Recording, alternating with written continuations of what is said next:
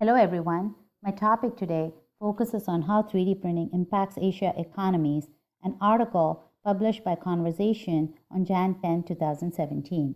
Allow me to start with the history of 3D printing.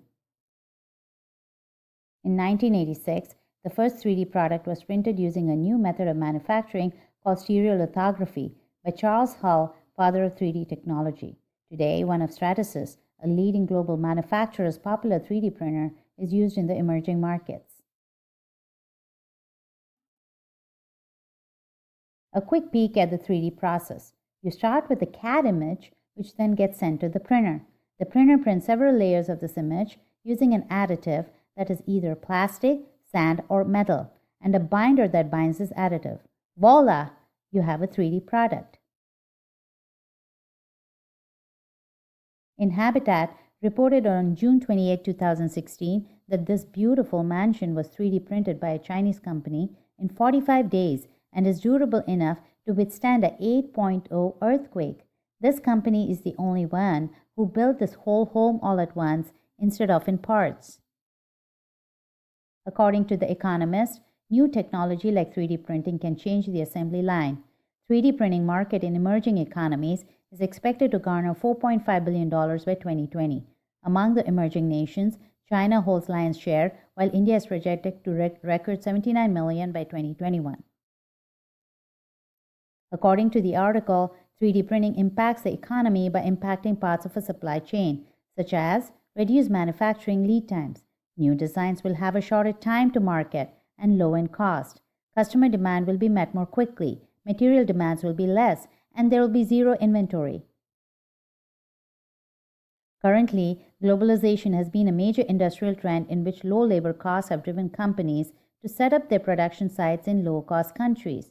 Due to 3D printing in Asia, by 2020, a market shift from mass production to an increase in export of raw materials of 58.6% is expected to occur. Per Holo's report, US currently dominates the 3D printing market, but the US may not stay on for long.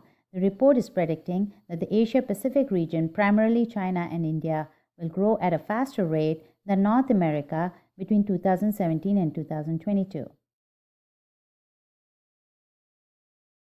Stratasys, the leader in 3D printing, announced on January 27, 2017, the host of its annual Asia-Pacific 3D Printing Forum series across 5 Asian locations. Tokyo, Seoul, Shanghai, Shenzhen, and Taiwan is scheduled to occur in September to unveil the 3D printing technology. Digital globalization goes hand in hand with 3D printing, as both use technology to create things. For decades, developing countries have looked for ways to produce at a low cost. Could the emerging 3D printing and soaring data flows dominate globalization in these markets?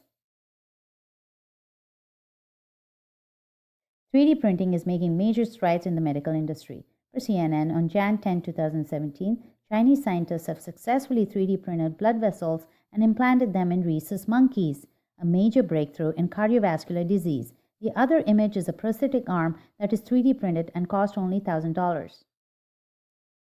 Back home, a team of devoted middle schoolers in Kentucky are using 3D printing to save the environment, one bat at a time. The functional and adorable bat bunker comes in the midst of a growing ecological crisis currently facing the Kentucky bat population. While 3D printing metal firearms isn't most cost-effective, anyone can get their hands on 3D printed gun. Considering the amount of havoc firearms have caused across the world, the question becomes then, should we truly adopt this technology?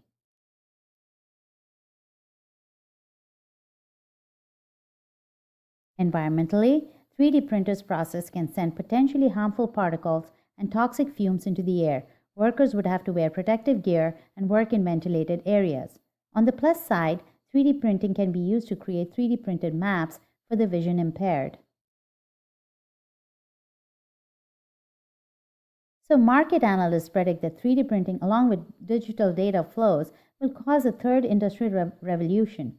3D printing has the potential to become the biggest single disruptive phenomenon to impact global industry. So, the question to you all is, will you ever indulge in purchasing a 3D printer? Thank you.